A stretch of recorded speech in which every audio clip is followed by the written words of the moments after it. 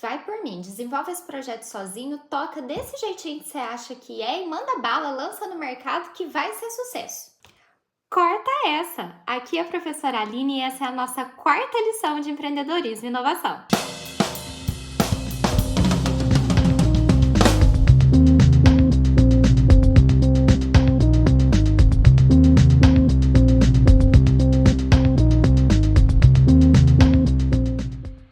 Design Thinking.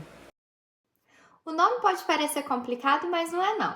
Design Thinking, ou em uma tradução livre, pensando como um design, tem esse nome justamente porque se inspirou no trabalho dos designers, que precisavam gerar soluções criativas, inovadoras para os seus clientes.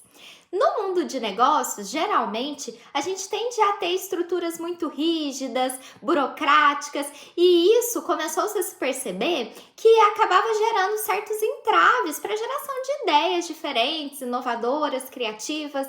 Então essa técnica ela começou a ser utilizada pelas empresas e hoje em dia ela é amplamente difundida como uma metodologia, um conjunto de ferramentas que auxiliam no desenvolvimento de novas soluções criativas para os mais diversos problemas organizacionais. Um ponto fundamental e que se destaca no Design Thinking é que as soluções elas são pensadas e desenvolvidas com foco no usuário, ou seja, na pessoa que vai receber essa solução. Por isso ela foi tão bem difundida e recebida no mundo dos negócios. A gente vai pensar na criação de ideias inovadoras, de soluções inovadoras com foco lá no cliente, pensando em atender exatamente às suas necessidades, desejos e interesses. É por isso que o primeiro pilar do Design Thinking é a empatia, porque é a partir dessa escuta ativa, das reais necessidades desse usuário, das suas dores, é que a gente vai partir para a proposição de soluções que vão se ajustar verdadeiramente a essas necessidades. O segundo pilar é o trabalho colaborativo. Quanto mais múltipla e diversa for a composição da minha equipe, melhor, porque assim eu tenho mais chances de aproveitar essa diversidade para gerar soluções criativas. O terceiro pilar do Design Thinking é a experimentação. Ou seja, a ideia ela deve ser continuamente testada ao longo de todo o projeto, de modo que a gente possa diminuir as chances de insucesso e também evitar o desperdício de recursos, como tempo, dinheiro, a energia da equipe que está ali trabalhando. Antes dessa metodologia, era muito comum que os processos de inovação nas empresas ficassem muito restritos e muito fechados ao ambiente organizacional. E também era comum que todo o processo de inovação fosse desenvolvido, a ideia lançada, para então a gente saber lá no final, lá no mercado, depois de gerado já a inovação, se aquela ideia ia funcionar ou não. O resultado, algumas pesquisas revelam, são mais de 90% de inovações geradas que não atendem às necessidades dos usuários ou que não estão perfeitamente ajustadas a elas. Para a gente poder minimizar e até otimizar esse processo, o Design Thinking propõe então esse teste constante, de modo que esses ajustes vão sendo realizados antes mesmo dessa inovação efetivamente chegar a versão final. E com isso a gente diminui tempo, risco, chances daquilo dar errado e além disso também economiza dinheiro se porventura aquela ideia não estiver de acordo com a expectativa do nosso cliente. O processo de desenvolvimento do Design Thinking costuma ser metaforicamente comparado ao desenho do diamante duplo. Esse desenho ele representa os períodos de convergência e divergência de ideias que fazem parte desse processo de elaboração da solução. Funciona assim. Então, a partir de um determinado problema, eu vou abrir para minha equipe gerar diferentes insights de soluções possíveis para esse problema. Nesse momento de abertura, que a gente chama de divergência, o maior número de possibilidades abertas me traz riqueza de informações e de caminhos que eu posso seguir para poder solucionar aquela questão.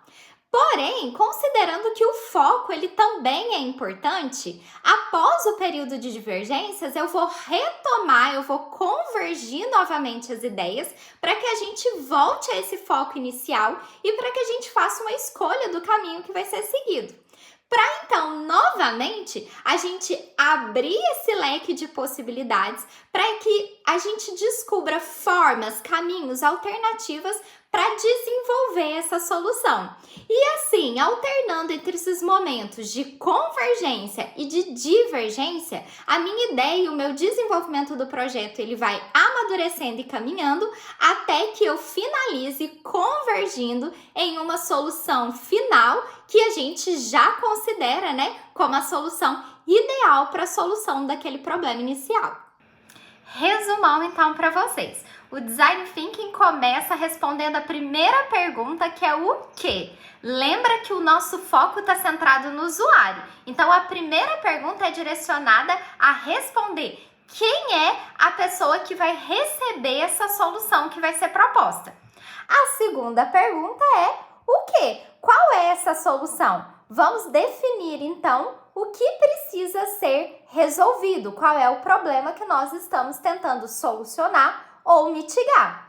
Aí vem a terceira pergunta. Como? Como é que nós vamos fazer isso? Como é que nós vamos resolver isso? No como, então, a gente começa a idealizar essa solução. E ela vai se subdividir numa nova etapa, que é a etapa da prototipação. Ou seja, a gente vai pegar essa idealização de solução e vamos materializá-la, que é o que a gente chama de protótipo. E aí sim, na última fase, nós vamos responder a pergunta por quê? E o porquê, ele é o teste do nosso protótipo, ele é o teste da nossa solução junto ao usuário, para que esse usuário possa dizer para nós se aquela solução de fato atende às suas necessidades. Mas espera aí que tem uma pré-etapa antes da gente começar. Essa pré-etapa é chamada briefing, que é um termo também da área de comunicação e design. Nessa etapa, nós vamos fazer um levantamento de informações, uma espécie de diagnóstico. Imagina que você está procurando um design ou um profissional da área de criação para desenvolver um projeto para você.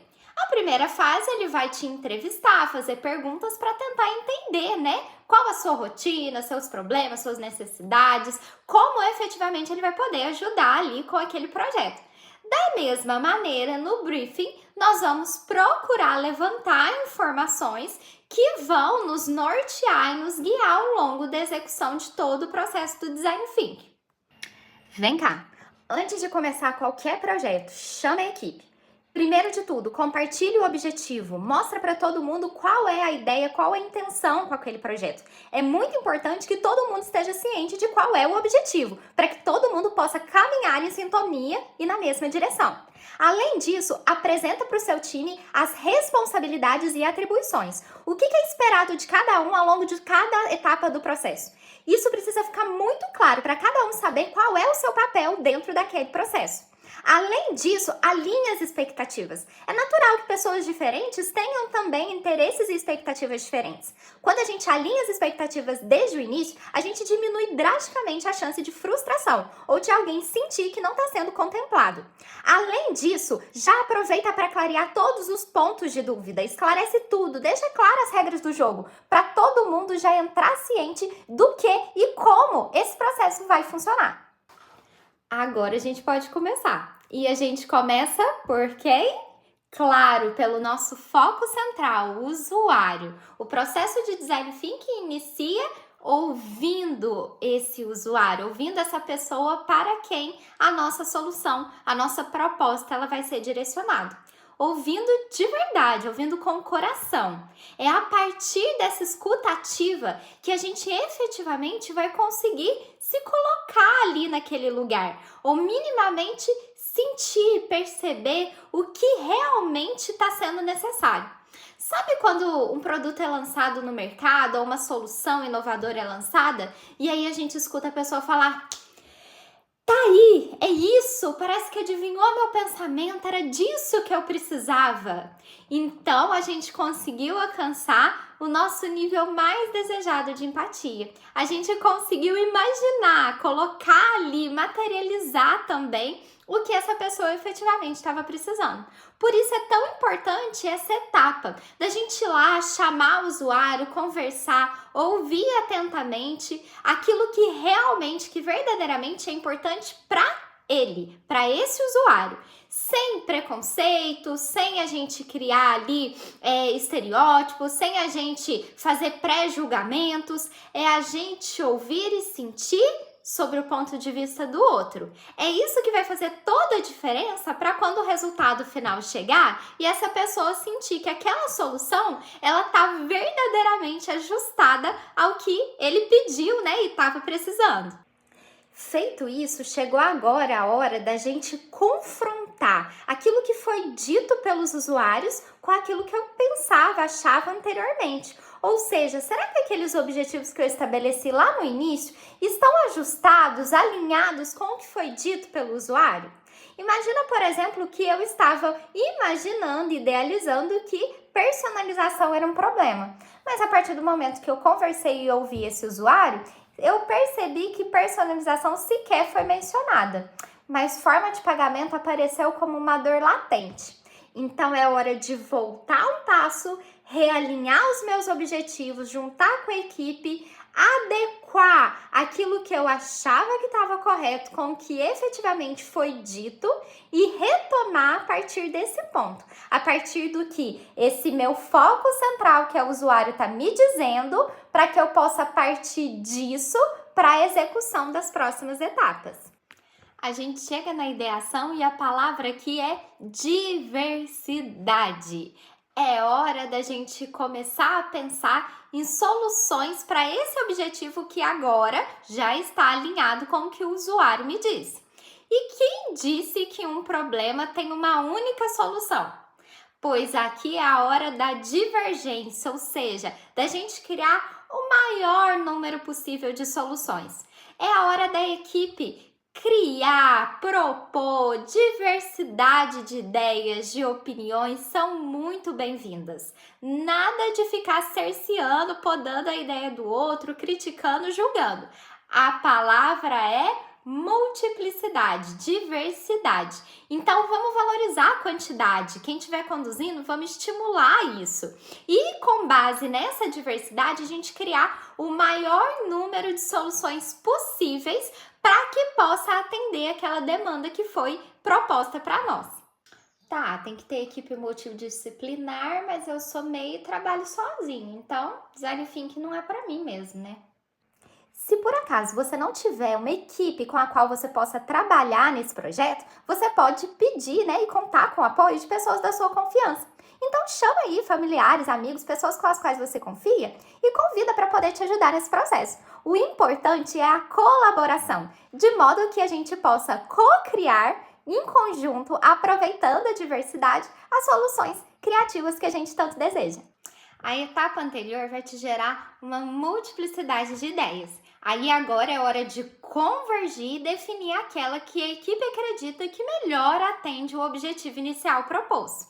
Aí é hora de materializar essa ideia, ou seja, de torná-la de alguma maneira tangível, para que possa ser testada pelo nosso usuário final.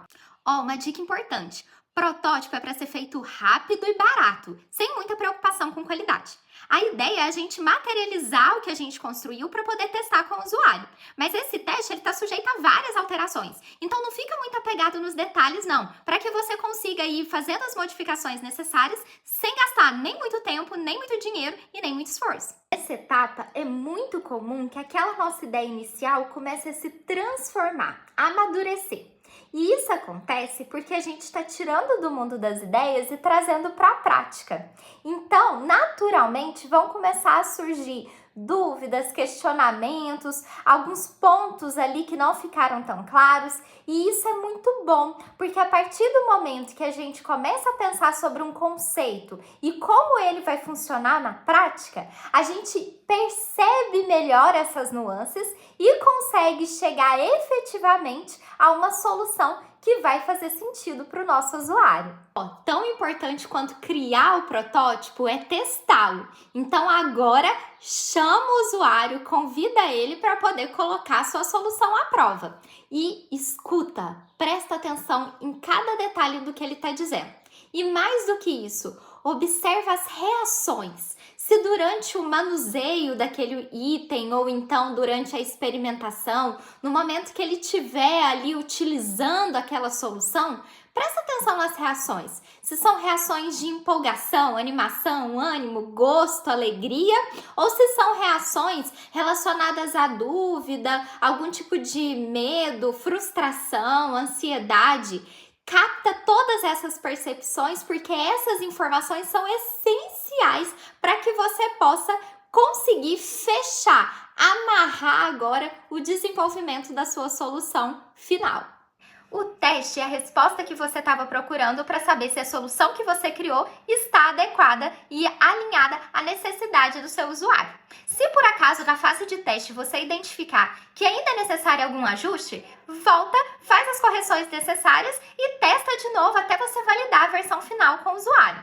Agora, se porventura você identificar que não era isso, que o usuário não respondeu positivamente a essa solução, e aí, portanto, vai ser necessário pivotar essa ideia, pensa pelo lado positivo de que você fez um processo de design thinking que certamente te economizou tempo, recurso, energia em relação ao processo tradicional de lançar todo o produto no mercado e então, já com ele pronto lá, perceber que não era nada disso que o cliente estava precisando. Olha, pode acontecer. Mas se porventura você chegar lá no final e o usuário te disser que não era nada disso que ele esperava e que a solução proposta não atende àquilo que era a sua necessidade, vale uma reflexão. Será que não houve uma falha ao longo de todo o processo, em especial lá no início na empatia? Será que esse usuário ele foi adequadamente ouvido? E aí, você já conhecia a ferramenta Design Think? Gostou de aprender? Me conta aqui nos comentários. Até a nossa próxima lição!